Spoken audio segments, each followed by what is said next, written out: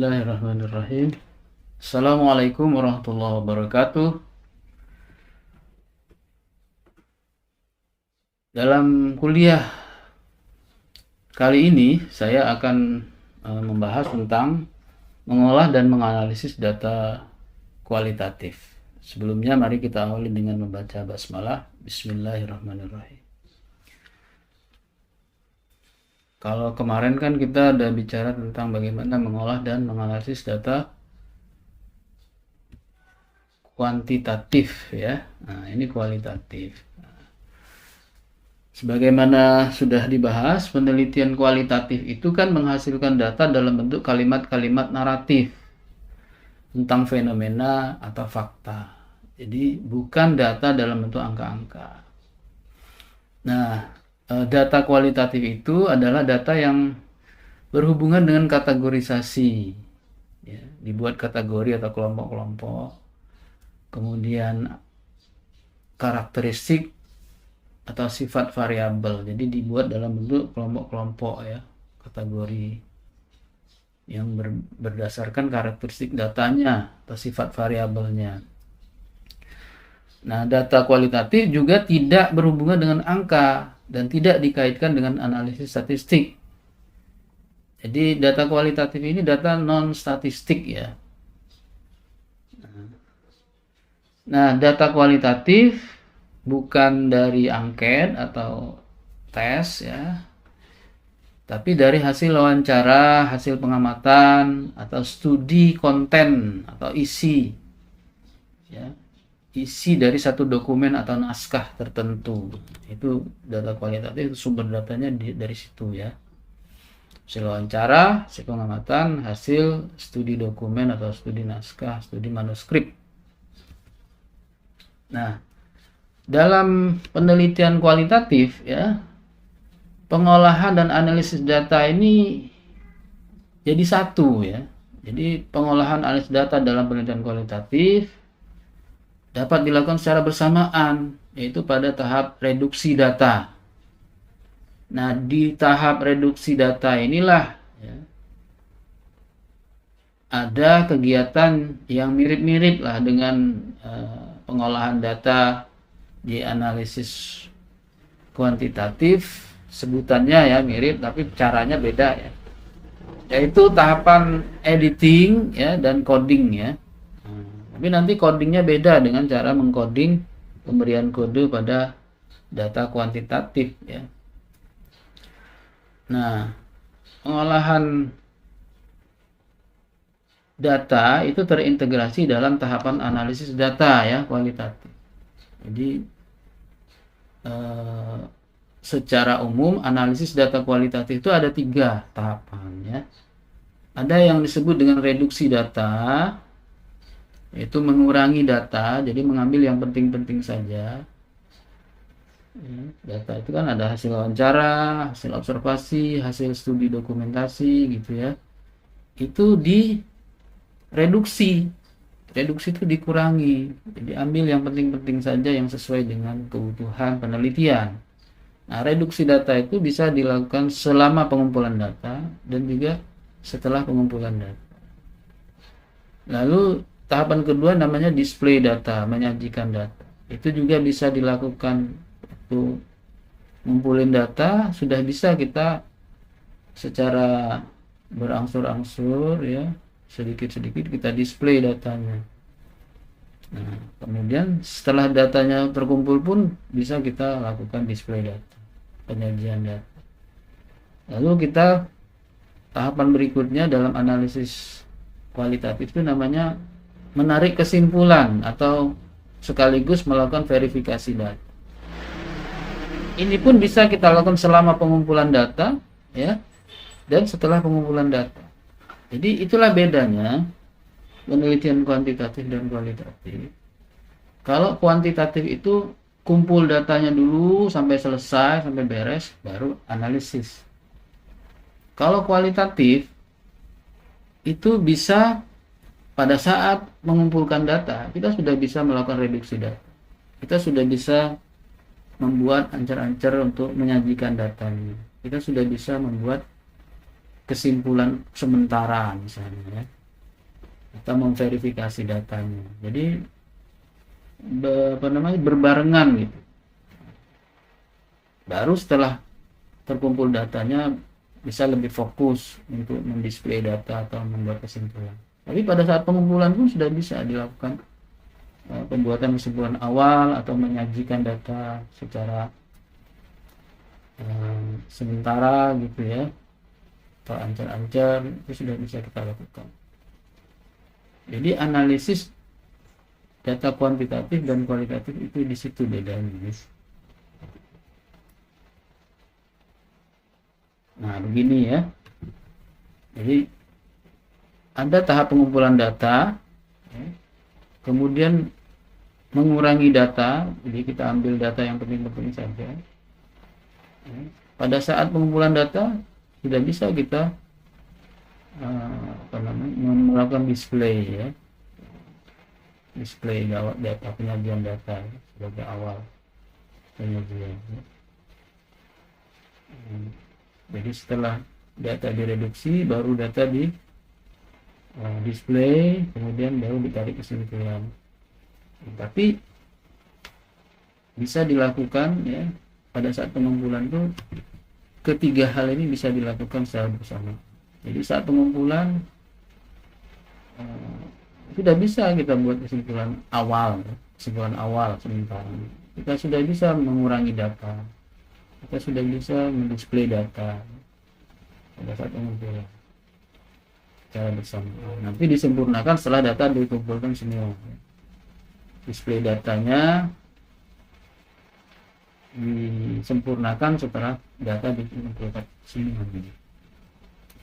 Nah, reduksi data itu apa? Reduksi data itu adalah proses untuk memilih data ya, yang penting-penting saja, memusatkan data ya, pada yang penting-penting saja, fokus pada data yang memang benar-benar dibutuhkan, menyederhanakan data ya, dan mengabstraksikan serta mentransformasikan data yang muncul dari catatan-catatan lapangan, dari hasil observasi, dari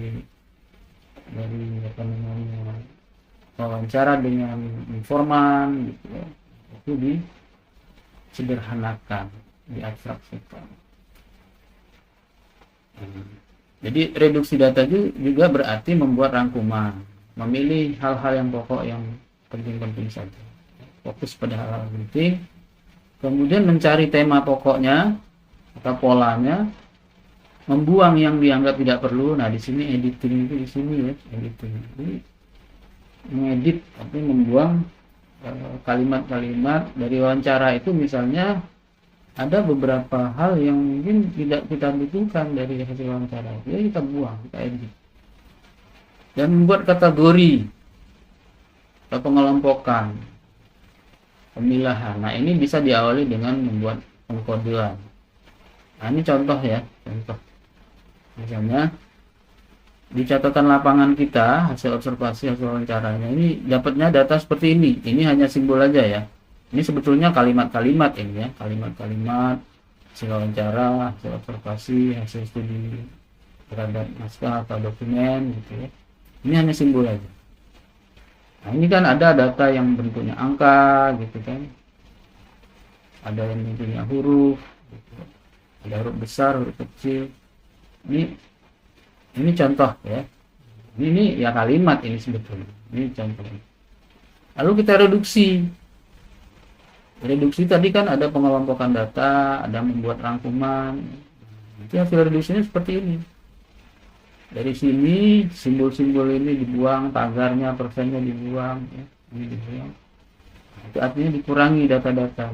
Misalnya kalau kita mulai dari perkenalan, nama bapak siapa, kata nama anda siapa, kamu kelas berapa misalnya, misalnya informan kita misalnya tentang ekskul keagamaan, kamu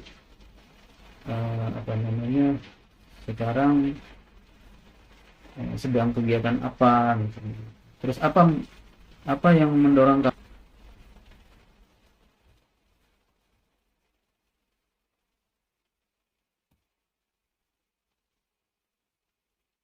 Apa yang mendorong kamu mengikuti ekskul keagamaan? Nah, fokus kita pada jawaban dia tentang ekskul keagamaan. Mungkin tentang yang lain-lain yang sebelumnya sebagai awalan itu dia jawab apa, nggak usah dimasukkan ke dalam apa namanya data. Nah, itulah yang dimaksud mereduksi. Dia bicara tentang saya sedang kegiatan ini atau ini, kelas berapa, mungkin itu tidak perlu dimasukkan. Tapi jawaban dia tentang apa motivasi dia tentang dia ikut ekskul keagamaan di Madrasah Aliyah itu yang kita ambil data itu saja. Nah, itu namanya mereduksi. Nah, nanti dikelompokkan seperti ini, ada yang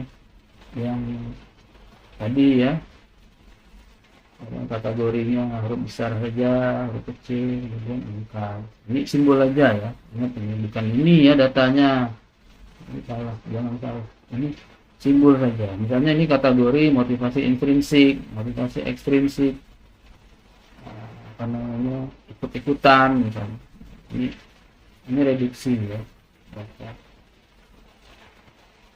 Nah, jadi misalnya gini ya, data mentahnya yang belum direduksi itu kayak gini nih, campur-campur gitu kan, informasi-informasi hasil observasi wawancara kita ini ada yang penting ada yang nggak penting. Kita ambil yang penting-penting aja, kita pilih data yang penting-penting saja, kita buang ini kita ambil yang ini, lalu kita kategori, kita buat kategori itu maksudnya pengelompokan. Ada yang huruf besar, huruf kecil, angka. Lalu dikelompokkan jadi 3. Ada yang ABCDE, huruf besar, BBCA, huruf kecil, dan angka. 2, 3, 1, 4. Nah, itu yang dimaksud ya, memilih, mengkategori, dan tapi ini simbol aja ya. Sekali lagi ini simbol. Ini maksudnya simbol data ini hasil wawancara, hasil observasi dan hasil studi dokumen. Nah, ini contoh ya, Anda mengcoding dalam penelitian kualitatif. Ini contoh codingnya ya. Contoh codingnya seperti ini misalnya, apa motivasi Anda ikut kegiatan ekskul keagamaan tilawah di Madrasah Aliyah Al-Fatah misalnya. Nah, kita nanya tiga orang siswa ya. Siswa 1 mengatakan saya ingin mendapatkan pengetahuan dan keterampilan sebagai qori yang baik. Wah, ini coba kita pahami nih, jawaban dia ini berarti apa nih? Berarti dia motivasi mengikuti kegiatan ekskul itu memang motivasi dari dalam ya, dari dalam ingin berprestasi gitu, menjadi qori serius nih. Nah, kita kasih kode. Nah, kodenya itu bukan skor kayak kuantitatif ya, kodenya itu kita buat kalimat di sini. Oh, ini motivasi ekstrinsik dari dalam diri. Lalu siswa kedua mengatakan saya disuruh oleh orang tua, saya aktif dalam kegiatan, berarti bukan dari dalam nih. Ini motivasi dari luar. Nah, kita buat kode di sini, kita tandain. Ini berarti motivasi ekstrinsik, dorongan dari luar. Ini kita yang membuatnya. Kalau ini apa adanya ya, ini data apa adanya dari informan. Nah, kalau yang coding ini kita yang membuat ya kategori seperti ini. Kemudian informan yang ketiga bilang, kenapa kamu ikut ekskul keagamaan? Dia jawab, teman-teman saya pada ikut semua, jadi saya ikut juga. Berarti motivasi ekstrinsik yang temporer ini, ikut-ikutan aja dia. Ya, nah ini contoh coding ya untuk data kualitatif. Jadi hasil wawancara. Setelah kita mereduksi data, tahapan keduanya ya, di dalam reduksi itu ada editing, ada coding ya. Setelah kita reduksi data, lalu kita sajikan data itu ya, kita display. Nah, kalau sudah mendisplay ini sudah kita rapikan ya, kita organisasikan, tersusun dalam pola hubungan sehingga mudah difahami. Nah, penyajian data dapat dilakukan dalam bentuk uraian naratif, bagan, hubungan antar kategori, diagram alur, flowchart dan sejenisnya. Nah ini ya, tadi hasil reduksinya baru seperti ini, A, A, B, B, E, C, D. Nah, kita display, kita buat A, B, C, D ini. Hasil reduksinya masih belum teratur ya, displaynya sudah teratur A, B, C, D. Ya. Berurutan 1, 2, 3, 4. Nah, ini contoh display. Jadi display itu bisa dibuat dalam kalimat-kalimat. Misalnya tadi motivasi mengikuti ekskul keagamaan di Madrasah Aliyah Al-Fatih. Kita bisa buat kalimat seperti ini ya. Dari hasil wawancara yang telah dilakukan terhadap para peserta kegiatan ekskul keagamaan tilawah di Madrasah Aliyah Al-Fatih Palembang, maka dapat dikategorikan ada dua jenis motivasi mengikuti kegiatan. Pertama, motivasi ekstrinsik. Sebagian dari siswa yang diwawancarai ketika ditanya apa motivasi mengikuti kegiatan ekskul keagamaan tilawah, mereka mengatakan mereka ingin menjadi seorang qari yang profesional. Boleh nanti kita kutip secara langsung ya beberapa hasil wawancara di display data itu. Sementara itu kategori kedua adalah para siswa yang mengikuti kegiatan ekskul keagamaan bukan dari motivasi dari dalam tapi dari luar, yaitu motivasi ekstrinsik. Mereka mengatakan bahwa mereka mengikuti ekskul keagamaan karena disuruh oleh gurunya atau karena takut sama orang tua. Berarti dia motivasinya bukan dari dalam tapi dari luar. Nah, di antara beberapa yang mengatakan itu adalah informan A. Miraikan misalnya ya, bisa dikutip secara langsung hasil dari wawancara. Nah, itu display data dalam bentuk narasi. Tapi bisa juga kita buat dalam bentuk tabel atau kategori matriks ya gitu ya. Jadi misalnya kita buat tabel matriks tentang jawaban responden tentang apa motivasi keagamaan. Jadi dibuat dalam tabel kolom-kolom. Kolom pertama misalnya motivasi ekstrinsik, kolom kedua motivasi ekstrinsik, kolom ketiga keterangan misalnya. Ya, seperti itu. Jadi dibuat dalam bentuk tabel boleh. Tapi tabel itu biasanya bukan angka tapi kalimat-kalimat. Kalimat-kalimat yang bentuknya sudah merupakan pengelompokan data ya. Nah, setelah mendisplay data, baru kita melakukan verifikasi data ya. Verifikasi data itu ya, diawali dengan menarik kesimpulan berdasarkan temuan. Nah, kemudian setelah kita tarik kesimpulan baru kita melakukan verifikasi data. Kesimpulan awal yang dikemukakan masih bersifat sementara dan akan berubah, bisa berubah bila ditemukan bukti-bukti kuat yang mendukung tahap pengumpulan data berikutnya. Proses untuk mendapatkan bukti-bukti inilah yang disebut dengan verifikasi data. Apabila kesimpulan yang dikemukakan pada tahap awal didukung oleh bukti-bukti yang kuat, dalam arti konsisten dengan kondisi yang ditemukan saat peneliti kembali ke lapangan, maka kesimpulan yang diperoleh merupakan kesimpulan yang kredibel. Nah, jadi gini maksudnya. Jadi waktu kita ngumpul data di awal itu kita sudah bisa buat kesimpulan sementara. Tetapi untuk meyakinkan bahwa kesimpulan kita benar, kita cari bukti-bukti lagi, wawancara kepada orang yang lain lagi, kita observasi langsung misalnya. Nah, lalu kalau hasil observasi langsung kemudian mengkonfirmasi dengan informan yang lain itu ternyata sama dengan kesimpulan awal kita, ya berarti kesimpulan kita kredibel. Proses kita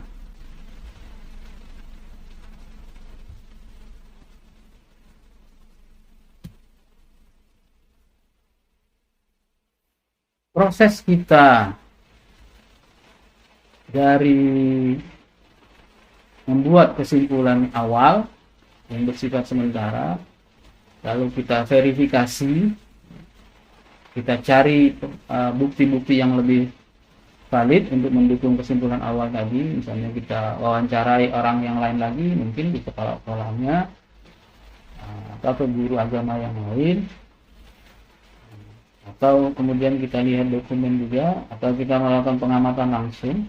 Nah, itu proses seperti itu namanya memverifikasi, supaya kita mendapat kesimpulan yang kredibel, yang bisa dipercaya, gitu ya. Verifikasi ini bisa misalnya mengecek representativeness atau keterwakilan data. Data ini mewakili hal yang sebenarnya enggak? Siapa yang paling punya otoritas untuk mengatakan data ini benar atau tidak? Oh, kepala sekolah. Berarti kita memverifikasinya ke kepala sekolah. Bisa mengecek data dari pengaruh peneliti. Nah, jangan-jangan ini subjektif kita sebagai peneliti di kesimpulannya. Nah, ini juga bisa kita verifikasi ya. Jangan-jangan ini tambahan opini kita. Jadi mungkin bisa juga melalui triangulasi mengecek keabsahan data dari misalnya sumber datanya, membandingkan hasil wawancara dengan si A, dibandingkan dengan hasil wawancara dengan si B dan si C.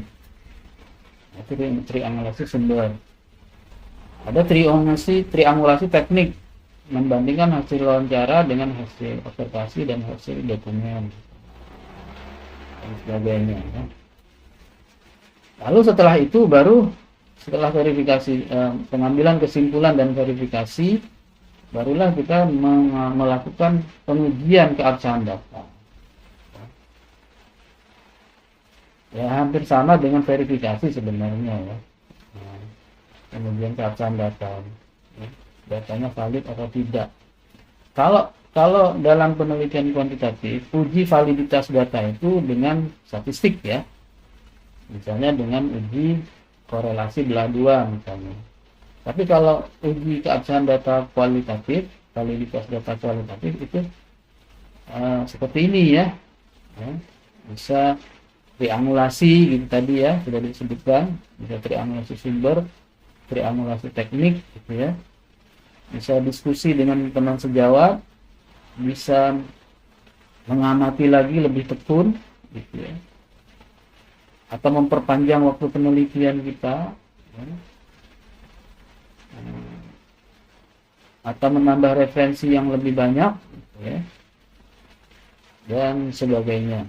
Jadi ada beberapa cara kita melakukan terutama triangulasi ya.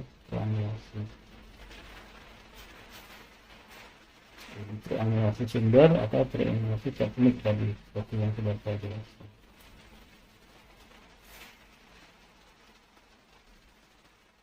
Mungkin itu saja ya